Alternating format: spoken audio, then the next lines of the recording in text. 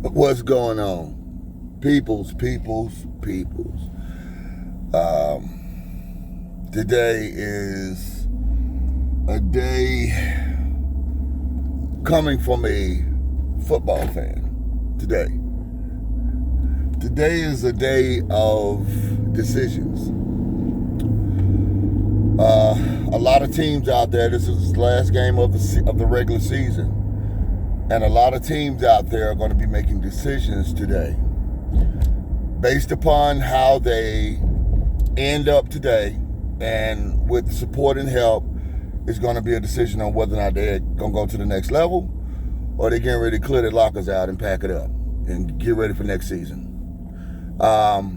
So there's going to be a lot of GMs evaluating talent. There are going to be a lot of GMs looking at seeing who's becoming available on the free market. There's going to be people out there that sit back and say, so-and-so already said they coming here and all of this and all of that. What I'm going to say to that is this. Build a team that every free agent that is out there want to come play for your team. And that way, you don't have to worry about it. You're going to always, get the free agent market. You're always going to be in obviously the conversations will build that. A lot of times everything is, I'm an Atlanta fan, born and bred. So understand that it's difficult when you put yourself in a position where you want to go after a team, you want to fight for a team, you want to show that pride of your sports team. And it's just like something is always not right. It's always something that is not right. And what happens is that we get caught up not understanding the simple fact that free agents brings, 60 to 65, maybe 70% of your team base. Your rookies, you going into that equation understanding that most rookies are unless they're exceptional, they're going to have, a 2 to maybe 3 year timeline that they'll give you. They'll allow for you to play through your rookie contract. They got you at low. So it ain't like back in the day when they were giving all this money up front and you didn't prove anything.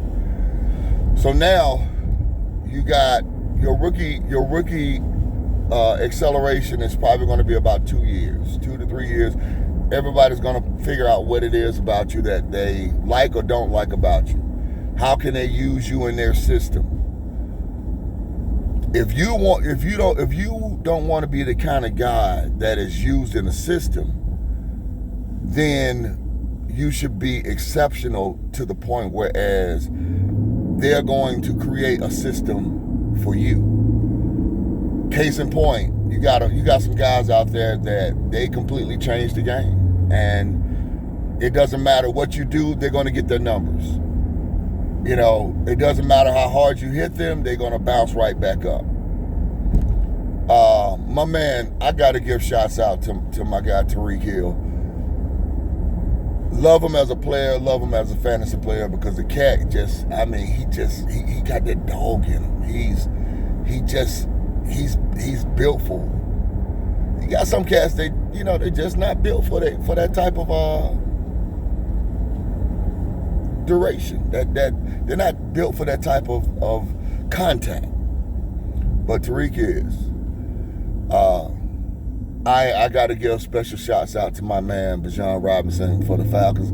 Listen, I want to take back anything because I know that we needed some defensive help. And, of course, we looking at, hey, we need defense. But you are a great fucking athlete, man. You're a great athlete, man. And I want to give you honor on that because at the end of the day, you really opened my eyes up to just the ability of being able to accelerate, cut, pop. It's you did all of that. So you definitely get kudos to, that type of play. Man, it's we have to get a quarterback, and nothing against the current quarterbacks that we have, but I think that the guy that we got in position of starting he's just not that he's not that experienced. Sometimes we can be in a situation whereas people are they're caught in a time warp. And what I mean by that is I know that there's people that I know that every time that you talk to them, they're talking about a certain time of their life, and that was the most explosive time in their life. Sometimes it's high school, sometimes it's college, sometimes it's that was the most pivotal moment in their life. And it's okay, I understand that. But at some point in time, we have got to create more times in our life where it got more meaning. And I think that, some of the things that some of the college players come in and they think that they can get away with that in the professionals. And there's a big jump between college to professional. Professional, everyone is fast. Everyone is strong. And guess what? They got wisdom. They got technique that has been proven to work. And, if you are the type of person that comes in and you don't really adhere to the game of learning technique, trying to come on your own, trying to develop your game, trying to develop a lot of the stuff that goes on with you, you're going to be left aside. Now, are you the type of guy that just want to get a check every pay period? Once a week, twice a week, whatever the pay scale is, or how they get paid, then guess what? Okay. But that's only going to last for maybe 1 or 2 years, because at the end of the day, people are going to want a winning organization. They want a winning team. They want a team that if they're going to sit out here and have to pay these high dollars for these tickets, for these clubs tickets, for these box seats, all of that, they're going to want to represent a winner. And you got to be a winner and win something before you can say, hey, we deserved it, we deserve this, we deserve that. You got to look at it. We didn't have too many primetime games this year. And a lot of that comes because the expectation. Games that we should have won, we didn't win for whatever reason it was. Whether it was, kicking, somebody blew a coverage, interception, maybe another interception, and another interception. Yeah. So what I'm going to do is, hey, listen, today I'm still going to be with my guys, and I'm going to salute you. I'm going to salute you. I'm going to salute all the players, man, across the board. I appreciate the entertainment. I appreciate the aggressiveness. I appreciate all of it that you guys have put in today, all year. For entertainment, the wow effect and everything. So I salute you guys. I'm doing a Plasencia. And this is a treat. A lot of people, if you are in the cigar industry, this is by far probably one of the most well-constructed cigars on the market right now. Between the green and the black, you cannot go wrong. Now, The problem is that for somebody who maybe is not a seasoned smoker, they won't understand the difference of the price point from this cigar to anything else. And I'm going to just make a statement that, my cousin, we were sitting around smoking cigars one day, and my cousin, and she made a comment, so she was fairly new to a lot of the things, but she's very refined in her taste. And so I had she had given her a couple of cigars, and so she was like, okay, all right. And I got her a Plasencia. And when she smoked it, she looked at the cigar the entire time. And then she asked me a question. She said, do all cigars supposed to taste like this? I said, no, baby, they don't. She said, man, I've been smoking some of that bull, because when she first lit into that cigar, you could just see it in her eyes. Her eyes were like, wow, this is nice. It's nice. So if you haven't tried it, try it. If you feel that you got a refined palate, try it. If you're looking for something that got a smoothness to it, try it. If you're looking at something that is just like for the next 45 minutes to an hour, hey, listen, I'm good. Let me enjoy this time, this space. Let me just enjoy this. This is that kind of cigar. So, and again, I'm a big Zippo fan. I love Zippos. I know you're not supposed to because of the fuel or the taste. It changes the face, but listen.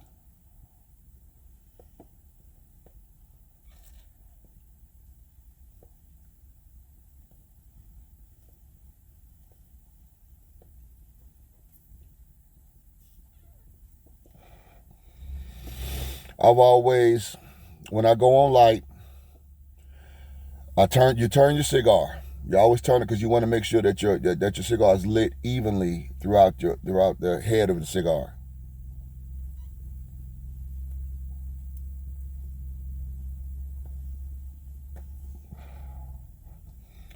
And you always want to make sure that you kind of even it out with the burn.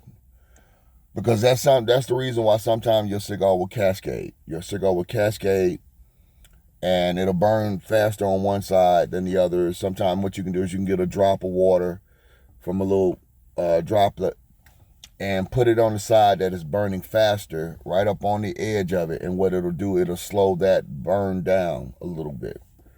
So that's a little trick of the trade. Second thing is that blow through it sometime, to kind of keep the airflow going, and it's supposed to evenly burn your cigar. Sometimes you see people do that when they light, they'll twirl their cigar to kind of get it in motion for the circular motion of it. You'll see some people do this. They'll try to turn it.